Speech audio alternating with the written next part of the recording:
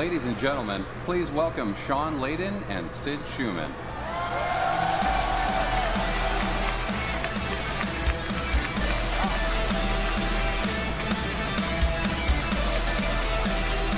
Sorry, bud. Hey, Sid.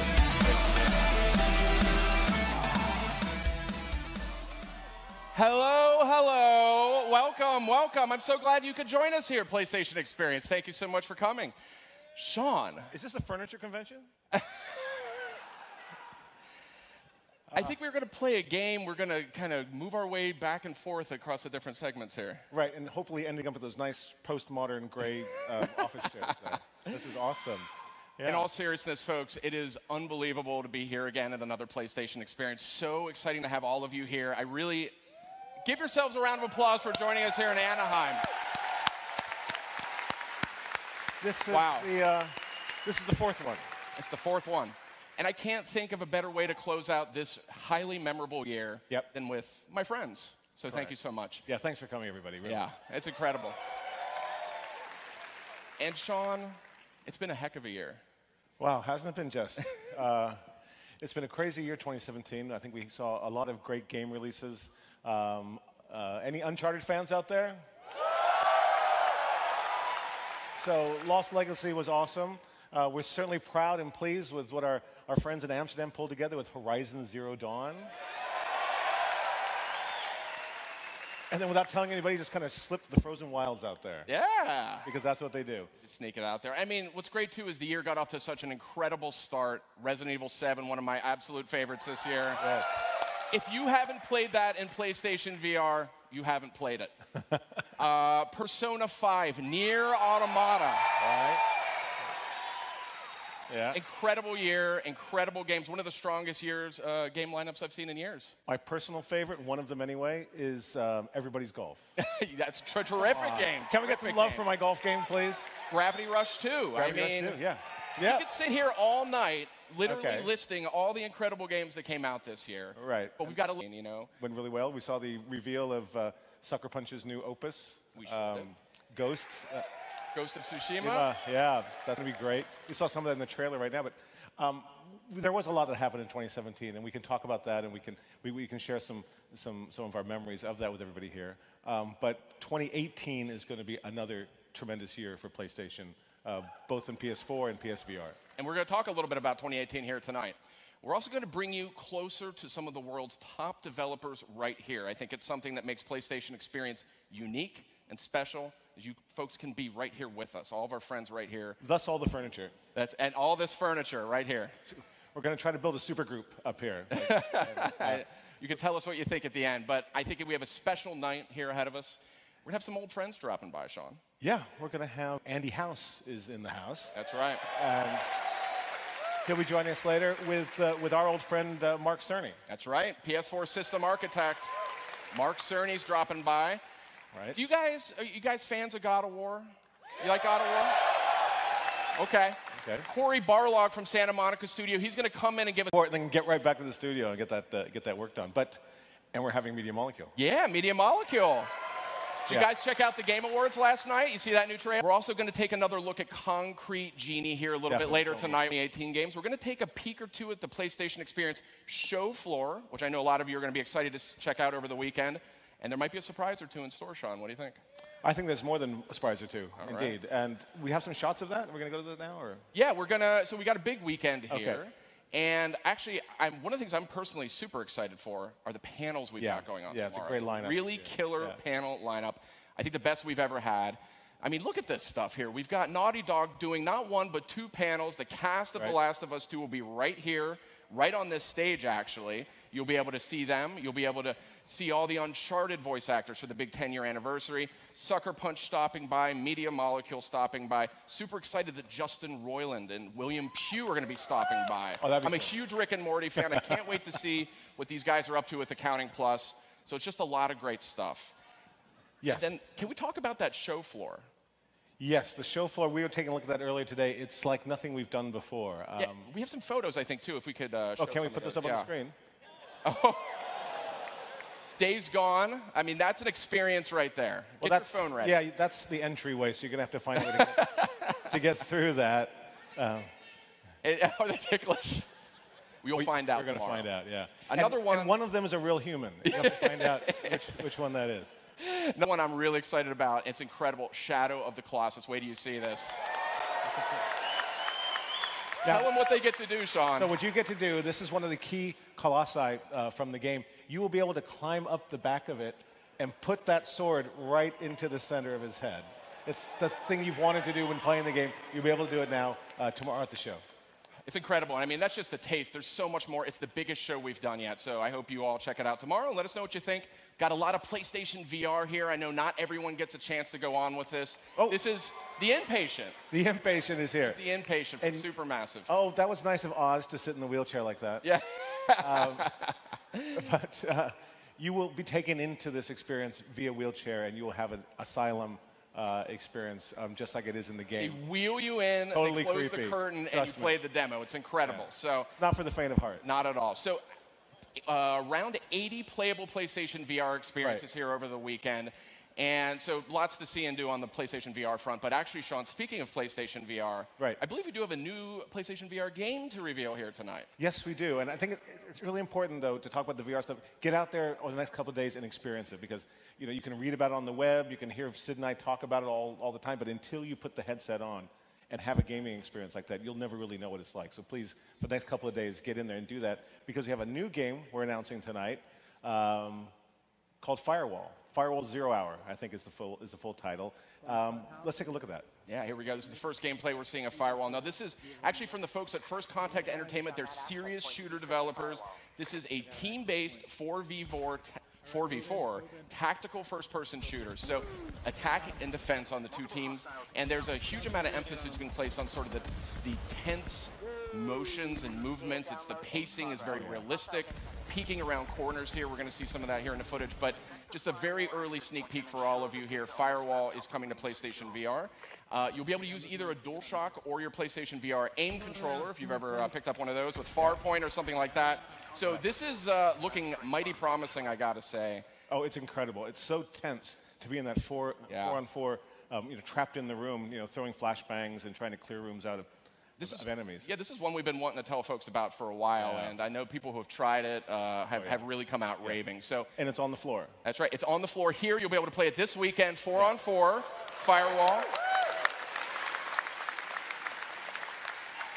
And it will be exclusive to PlayStation VR. So excited to see that. So, Sean, what else do we have on the VR front? Anything else? We have a gift. And a year ago, we launched one of my most favorite games, The Last Guardian. Any Last Guardian fans? It was such a seminal moment for my career, because I think I've been working on that game my entire career. and so we were able to ship it last year around this time. And in the meantime, Ueda-san and the group have come together, and they've made a VR experience based in the world of Last Guardian, where you'll be able to go in there and experience that with Trico, calling the beast and moving across a level. It's probably, 15, 20 minutes of gameplay. But we'll be putting that up on the PlayStation Store December 12th here in the US and Europe. And that's our Christmas present, everybody. So please go get it. Next week, it's free. Yeah. It is actually a standalone experience. Yes. You don't need to actually own The Last Guardian either. So if you've got PlayStation VR, you can get The Last Guardian VR demo. Right now. Here we go. Seeing a little footage here. Sean, do you think Trico's feathers are more plush and downy in VR? Well, I think you can only rub them one way. But yes, plush and downy would be one way to call it. Yeah. There he is. There? And you'll be able to call it. Our fine feathered friend. Yeah. It is, it's something else. It really is. So please, make some time during the next couple of days and get in and try this. And then on December 12th, go home, download it, and play it. Enjoy for Christmas. Nice stocking stuffer there. So that's the Last Guardian VR demo. Coming out next week. Right. But wait, there's more. There is more. There is more. We like to go back from time to time and look at some of our classic catalog games that we have, because we believe that a great game is always a great game. And sometimes you have to refresh and bring them back on new platforms, because sadly you can't go out and buy a PS1 and play it. So what we have here is we've taken a game we delivered last year. We brought Wipeout back, and now we're going to bring out Wipeout VR. Yeah, let's check out the trailer.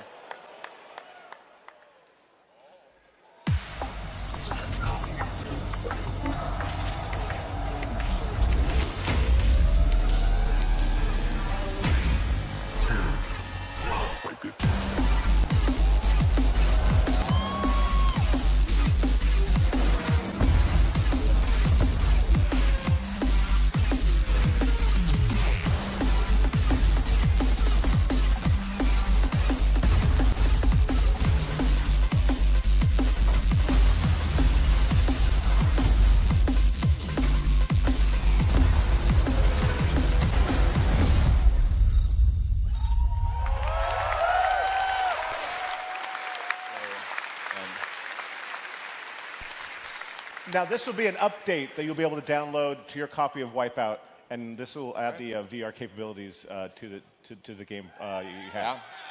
Yeah. So you have to supply your own air sickness bags. We can't give you any hope with that. Yeah, and the free VR update is coming early 2018, Sean. Yep. That's right. It's on schedule, it's on time. I think a strong start so far to 2018, and I got to say, I'm actually really getting fired up about 2018 because, I mean, we've got Far Cry 5 coming early on in the year. Really excited for that one. That looks great. Shadow of the Colossus, which... Yeah. And that's all going to be playable on the show all floor. Playable on the show floor. And Shadow of the Colossus is being played on PlayStation 4 Pro, and wait till you see that. Yeah. It is stunning. Amazing. But before we get into all the 2018 stuff, because we got some more to talk about there. We got a lot of chairs here. Got a lot of chairs here. So I wanted to revisit what I think is 2017's biggest game. So please welcome Herman Hulst from Guerrilla Games.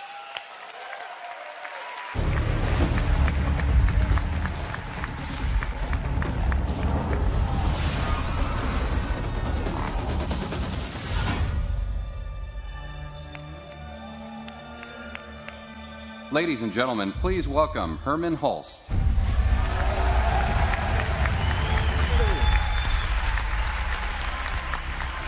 I'm wearing a tall neck tonight. Hey, Sean. Hey, Herman. Sit.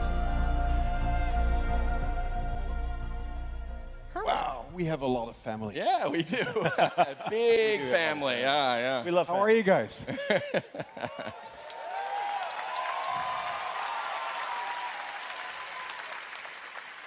Herman, you're looking rested. You know, taking my time.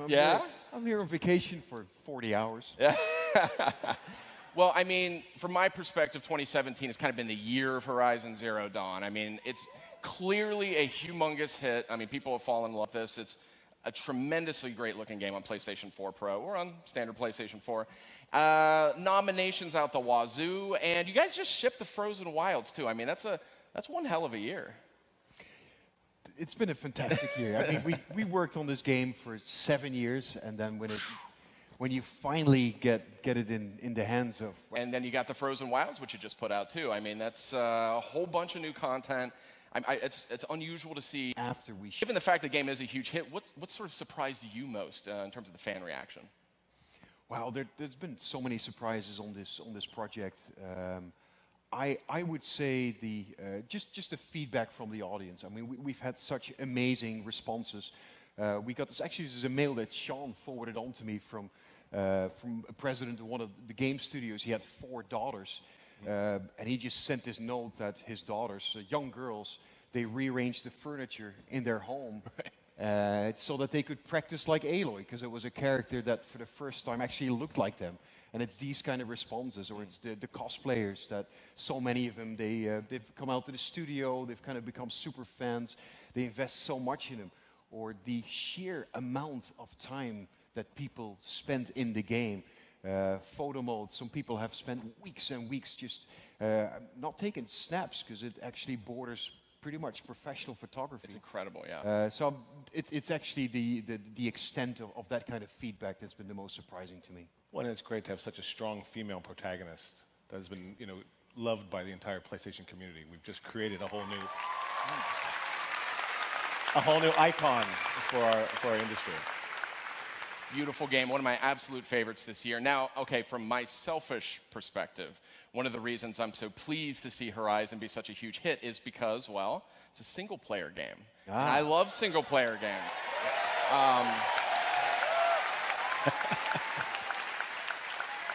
I mean, I think it's fair to say it seems like people still want them. What do you think? I answered that question right there. I think they're dead, man. No, you know, the strange thing is it's by far our best-selling game, and it's the first solely single-player game that we've made in a long time. I don't really get the debate that much. To me, when you're somebody like myself, sometimes you're after this kind of magical, unbroken narrative experience, and there is no other way really than having that single-player experience. So there will always be a market for that.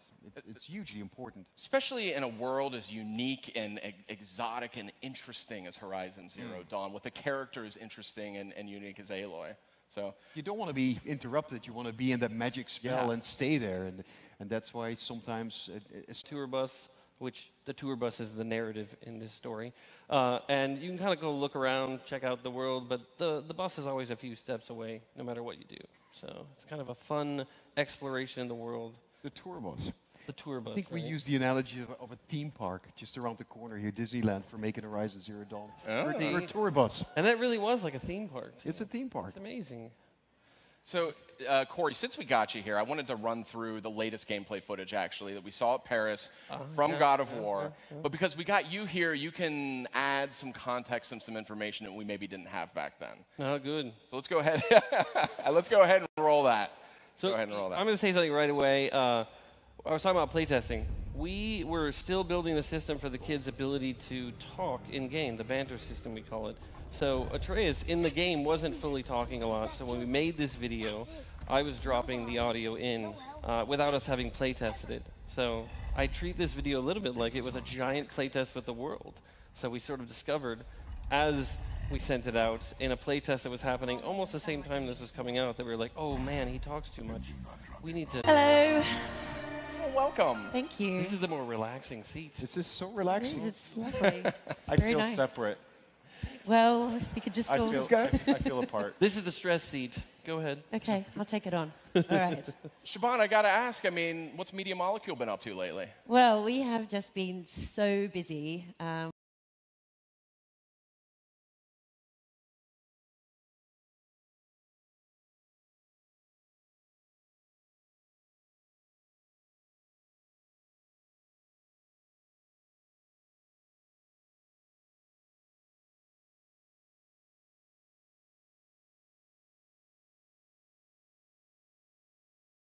Experiences to everybody, and can't wait to see what you're going to do with it. How would you describe Dreams? I mean,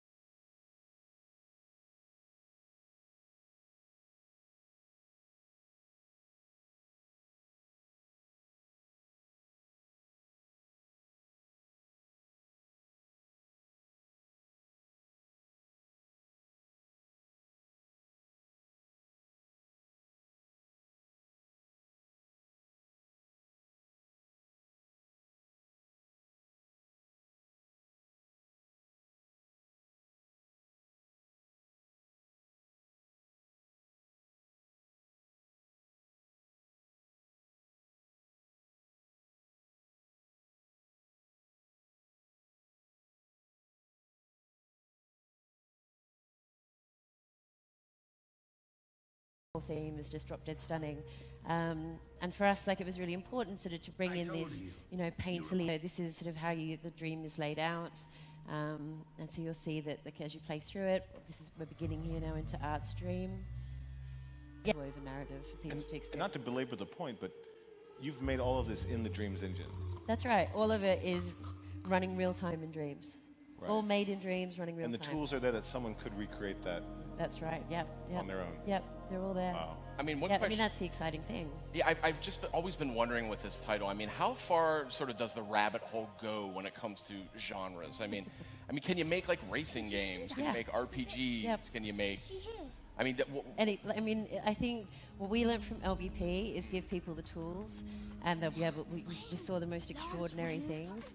And Dreams is just it's just so much deeper than LBP.